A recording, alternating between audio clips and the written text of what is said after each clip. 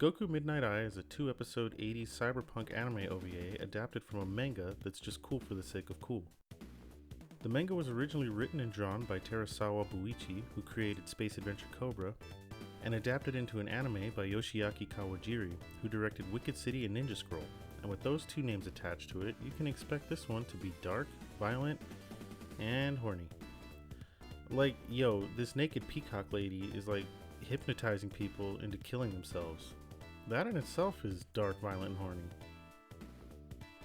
The main character Goku is an ex-cop private detective that likes to wear a jacket and tie with no shirt, and he has a smartphone in his eye basically that some mysterious person just kinda gave him.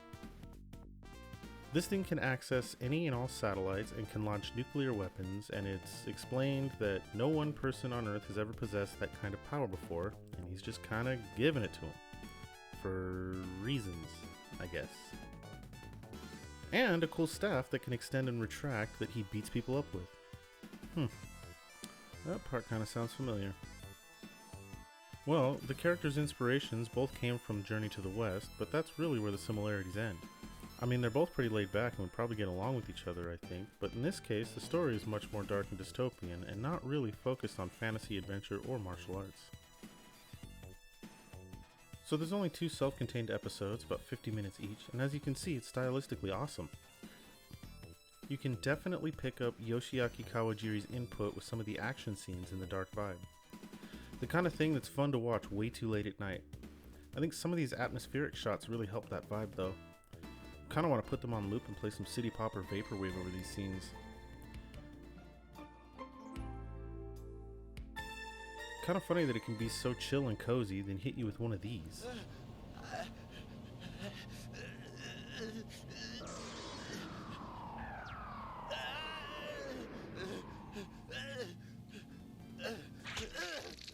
Overall though, this is one that really excels with its visual style and over-the-top storyline. I highly recommend it to people that are into that good garbo, but I know it's not for everyone. Especially if you have any adversity to nudity or violence, because this one is gratuitous on both ends, and really isn't shy about anything it does. Even down to the weird plans by the bad guys.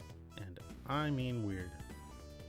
Like how in the first episode, this overly polite rich dude wants to sell goose hoo-ha weaponry to warring countries. Yep, you heard that right. It's like a virus that he puts into specific parts of the female goose anatomy, and then they fly across the border to mate and spread the virus. I guess it only activates when they get busy? Alright.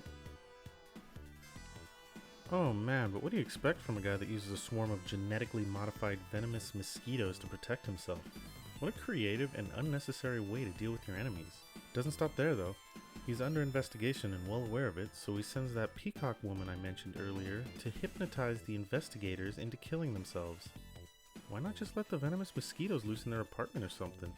Oh, he does end up doing that. By way of hat. Sick. This is some dumb fun. I mean, come on, there's a motorcycle woman with laser breath.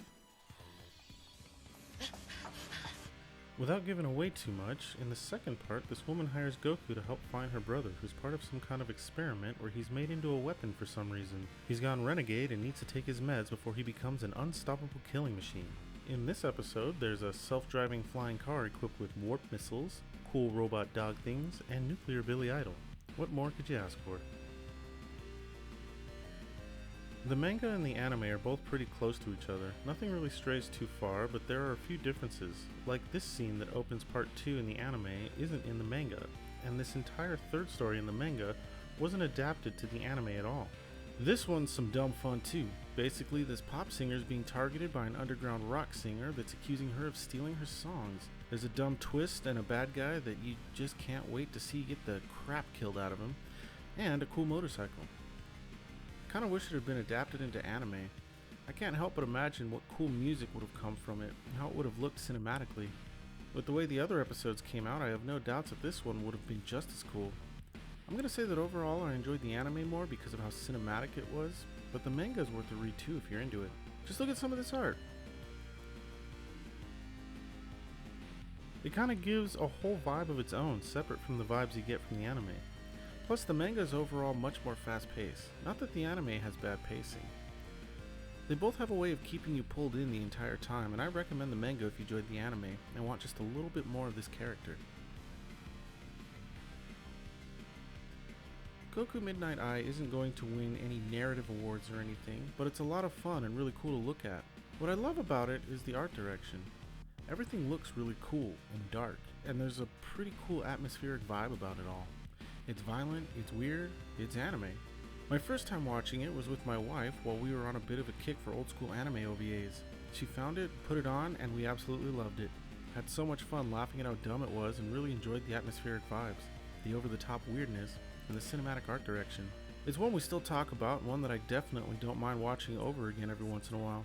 Kinda like how it depicts the future as being just as scummy as the now, but with cooler tech and without taking itself too seriously. But if you think about it, it's not too far off in its depiction.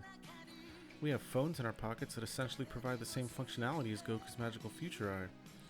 Granted, most of us aren't using them to hack into corporate security offices to flood war criminals that are buying goose coochie bioweapons out of tall buildings to their deaths. But hey, the guy can dream, can he? Also, kinda wish I had laser breath. Oh, ooh. Anyway, that's it for now, so if you'll excuse me, I'm gonna make like Goku and pole vault off into the night. But before I do, please like, comment, and subscribe. Till next time. Wait a minute, is he wearing a shirt?